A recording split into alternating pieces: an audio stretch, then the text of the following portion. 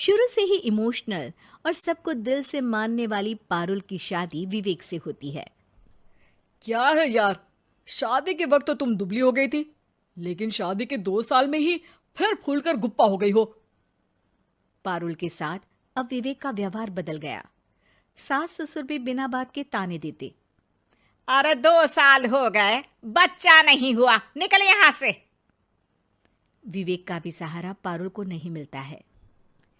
लेकिन जिस विवेक से पारुल को तलाक के एवज में 18 लाख मिले होते हैं, वो पारुल एक दिन, इंस्पेक्टर साहब, मुझे कंप्लेंट लिखवानी है।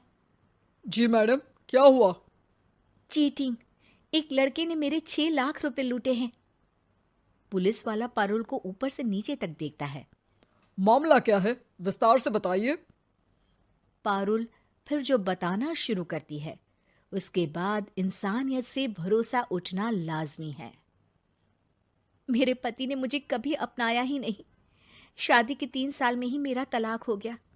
मैं नहीं चाहती थी कि मैं उनसे एक भी पैसा लूं, लेकिन वकील और मेरे माता पिता ने उनसे 18 लाख की रकम ली।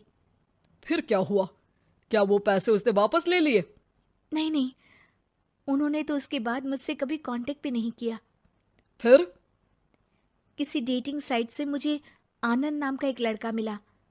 उसके साथ मुझे लगा कि मैं दोबारा जिंदगी बना सकती हूँ। वो मेरी केयर करता, मेरी छोटी बड़ी चीजों का ख्याल रखता और मेरा साथ देता।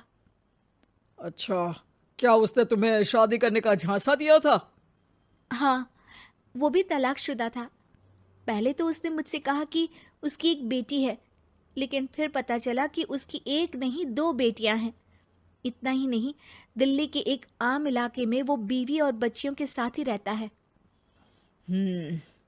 तो आपसे इमोशनली फ्रॉड कर उसने पैसे ऐंठे। जी, अब मेरे पास कुछ नहीं है, ना पैसे ना वो। मैं बस किसी भी हालत में अपने पैसे वापस चाहती हूँ, जो मेरे बुरे वक्त में मेरे काम आ सकते हैं। ठीक है। पुलिस आनंद को पुलिस स्टेशन बुलाकर सारी पूछताछ करती है, लेकिन आनंद पुलिस वालों को ये यकीन दिला देता है कि पारुल ने उसे कोई पैसे दिए ही नहीं, बल्कि वो तो उस पर बीवी को छोड़ने का दबाव बना रही थी और ना मानने पर पारुल ने ये झूठा केस डाला है।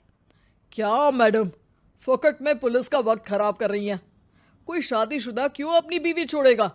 अब आपकी शादी टूटी तो मतलब सबकी तो नहीं टूट सकती ना। पारुल को पुलिस वाले के मुंह से ये बात सुनकर हैरानी होती है। उसे कुछ समझ में नहीं आता कि वो क्या करे। वो अपनी सहेली झनक, जो कि वकील थी, उससे कांटेक्ट करती है। झनक, मैं क्या करूं? मैं कैसे पुलिस को यकीन दिलाऊं कि आनंद ने मेरे साथ न सिर्फ शारीरिक और मानसिक चीट किया है, बल्कि आर्थिक तौर पर भी वो मुझे खाली कर गया है। अब वक्त झनक का था।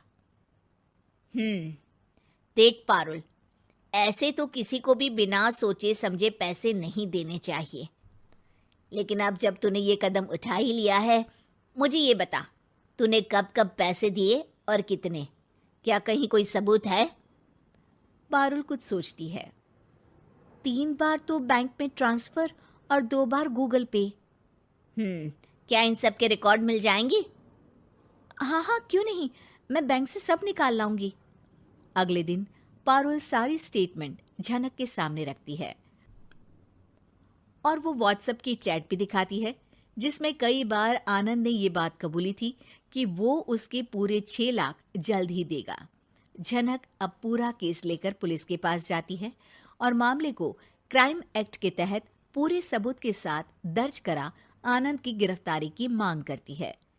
पुलिस आनंद को लेने जैसे ही उसके घर जाता है, उसका सारा मामला बीवी और बच्चों के सामने खुल जाता है।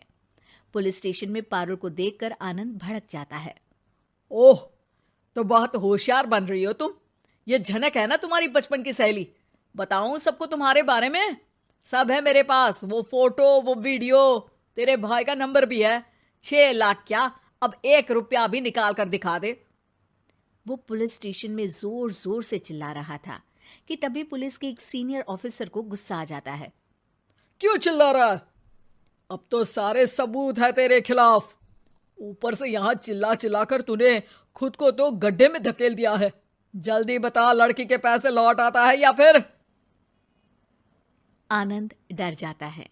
तभी उसकी बीवी और बच्चे पुलिस स्टेशन में आकर पारुल के पैसों का बैग देते हैं। मेरे पति को माफ कर दीजिए, प्लीज उन्हें पुलिस से बचा लीजिए। मेरे छोटे बच्चे हैं, ये कैसे रहेंगे? होता भी यही है। पारुल केस वापस ले लेती है, लेकिन उस सबक के साथ कि इमोशनल होकर किसी को भी अपना पैसा नहीं देना चाहिए। झूठ बोलकर रिश्ते कभी ना बनते हैं और ना ही निभते हैं।